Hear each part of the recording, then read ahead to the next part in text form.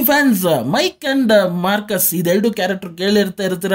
ಬ್ಯಾಡ್ boys ಇನ್ನ ಒಂದು iconic character. ಹಾಗೆ ಇದೊಂದು ಏತಿ ಅಂದ್ರೆ ಇನ್ನೊಂದು ಪೇತಿ ಅನ್ನತ್ತೆ. ಇವರಿಬ್ಬರ ಒಂದು ಕಾಂಬಿನೇಷನ್ ನೋಡೋದಕ್ಕೆ ಮೂವಿಯಲ್ಲಿ ಎಂಟರ್ಟೈನ್ಮೆಂಟ್ ಆಗಿರುತ್ತೆ ಅಂತ ಅನ್ಬೋದು. ಅದೇ ಫ್ರಾಂಚೈಸಿ ಕಡೆಯಿಂದ ಇನ್ನೊಂದು ಮೂವಿ ಬಂದಿದೆ, bad boys ride or die ಅಂತ.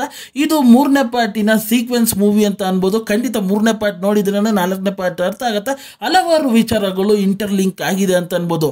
ರಿವ್ಯೂ ಸ್ಟಾರ್ಟ್ ಮಾಡೋಕ್ಕಿಂತ ಮುಂಚೆ ನನ್ನ ಚಾನಲ್ಗೆ ಫಸ್ಟ್ ಟೈಮ್ ವಿಸಿಟ್ ಮಾಡಿದರೆ ಇಲ್ಲ ವಿಡಿಯೋನ ಫಸ್ಟ್ ಟೈಮ್ ನೋಡ್ತಾ ಇದ್ದೀರಾ, ಈ ರಿವ್ಯೂ ನಿಮ್ಗೆ ಅನಿಸ್ತು ಅಂತಂದರೆ ಈ ವಿಡಿಯೋಗೊಂದು ಲೈಕ್ ಮಾಡಿ, ಆಗ ನನ್ನ ಚಾನಲ್ನ ಸಬ್ಸ್ಕ್ರೈಬ್ ಮಾಡಿ ಮತ್ತು ಬೆಲ್ ನೋಟಿಫಿಕೇಶನ್ ಆನ್ ಮಾಡಿ. ನನ್ನನ್ನು ಸೋಷಿಯಲ್ ಮೀಡಿಯಾ ಪ್ಲಾಟ್ಫಾರ್ಮಲ್ಲಿ ಫಾಲೋ ಮಾಡುವುದು, ಲಿಂಕ್ನ ಡಿಸ್ಕ್ರಿಪ್ಷನಲ್ಲಿ ಕೊಟ್ಟಿರ್ತೀನಿ. ಮೂವಿಯ ಡ್ಯೂರೇಷನ್ ವಿಚಾರಕ್ಕೆ ಬಂದರೆ 1 hour 56 minutes ಇದೆ ಅಂತ ಅನ್ಬೋದು. ಮೂವಿಯ ಒನ್ಲೈನ್ ಸ್ಟೋರಿ ವಿಚಾರಕ್ಕೆ ಬಂದರೆ ನಮ್ಮ ಬ್ಯಾಡ್ ಬಾಯ್ಸ್ ಅವರ ಕ್ಯಾಪ್ಟನ್ ಅವರು 3ನೇ ಪಾರ್ಟಲ್ಲೇ ಸತ್ತೋಗಿರ್ತಾರೆ. ಆದರೆ ಈ ಪಾರ್ಟಲ್ಲಿ ಅವರ ಮೇಲೆ ಅಲಿಗೇಷನ್ಸ್ಗಳು ಬರ್ತಾ ಇರುತ್ತೆ. ಹಾಗೆ ಡ್ರಗ್ಸ್ ಡೀಲರ್ಸ್ಗೆಲ್ಲ ನಮ್ಮ ಕ್ಯಾಪ್ಟನ್ ಅವರು ಹೆಲ್ಪ್ ಮಾಡ್ತಾ ಇರ್ತಾರೆ. ಹಾಗೆ ಟೆರರಿಸ್ಟ್ ಅವ್ರಿಗೂ ಹೆಲ್ಪ್ ಮಾಡ್ತಾ ಇರ್ತಾರೆ. ಹಾಗೆ ನಮ್ಮ ಕ್ಯಾಪ್ಟನ್ ಅವರು ಒಂದು ದೇಶ ದ್ರೋಹಿ ಅಂತ ಒಂದು ಪಟ್ಟಣ ಕಟ್ತಾ ಇರ್ತಾರೆ. ಆದರೆ ನಮ್ಮ ಬ್ಯಾಡ್ ಬಾಯ್ಸ್ ಅವರು ಹೆಂಗಾರ ನಮ್ಮ ಕ್ಯಾಪ್ಟನ್ ಅವ್ರು ನಿರ್ದೋಷಿ ಪ್ರೂವ್ ಮಾಡಬೇಕು ಅಂತ ಬ್ಯಾಡ್ ಬಾಯ್ಸ್ ಅವರು ಓಡ್ತಾರೆ. ಆದರೆ ಇವರು ಹಿಂದೆ ಮಾಯಾವಿ ಪೊಲೀಸರು ಹಾಗೆ ದೊಡ್ಡ ಗ್ಯಾಂಗ್ಸ್ಟರ್ ಗುಂಪುಗಳೇ ಹಿಂದೆ ಬಿದ್ದಿರುತ್ತೆ. ಅದು ಯಾತಕ್ಕೋಸ್ಕರ ಅವ್ರ ಹಿಂದೆ ಬಿದ್ದಿರ್ತಾರೆ, ಹಾಗೆ ಕ್ಯಾಪ್ಟನ್ನ ನಿರ್ದೋಷಿಯಾಗಿ ಪ್ರೂವ್ ಮಾಡ್ತಾರೆ ಇಲ್ವಾ ಅನ್ನೋದನ್ನೆಲ್ಲ ನೀವು ತಿಳ್ಕೊಬೇಕಂದ್ರೆ ಈ ಮೂವಿನ ಹೋಗಿ ನೋಡಬೇಕು.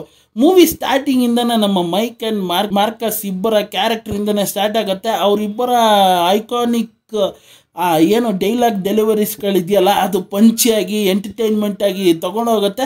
ಹಾಗೆ ಸ್ವಲ್ಪ ಫ್ಯಾಮಿಲಿ ಡ್ರಾಮಾನ ಎಂಟರ್ಟೈನ್ಮೆಂಟ್ ಆಗಿ ತೊಗೊಂಡೋಗ್ತಾರೆ ಅಂತ ಅನ್ಬೋದು. ಅಲ್ಲಿಂದ ಮೂವಿ ಟ್ವಿಸ್ಟ್ ಆಗೋದೆ ಆ್ಯಕ್ಷನ್ ಜಾನರ್ ಆಗಿ ಅಂತ ಅನ್ಬೋದು. ಅಲ್ಲಿಂದ ಪರಿಪೂರ್ಣವಾಗಿ ಮೂವಿ ಥ್ರೂಔಟ್ ನಿಮಗೆ ಆ್ಯಕ್ಷನ್ ಇರುತ್ತೆ.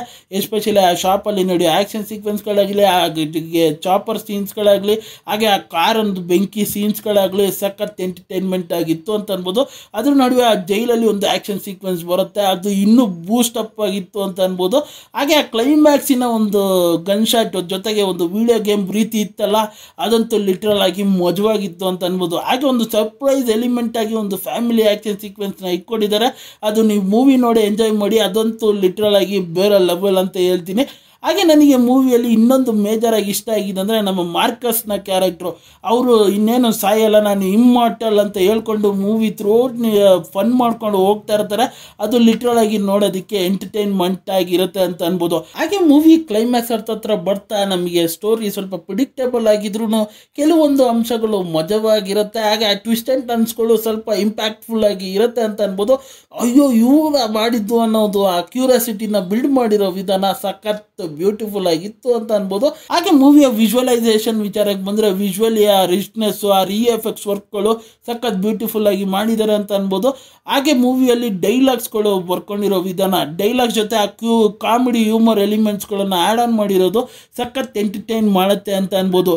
ಥ್ರೂಔಟ್ ಮೂವಿಯ ಪಂಚ್ ಲೈನ್ಸ್ಗಳು, ಆ ಕಾಮಿಡಿ ಹ್ಯೂಮರ್ ಎಲಿಮೆಂಟ್ಸ್ಗಳು ನಮಗೆ ನಗ್ಸ್ತಾನೆ ಇರುತ್ತೆ.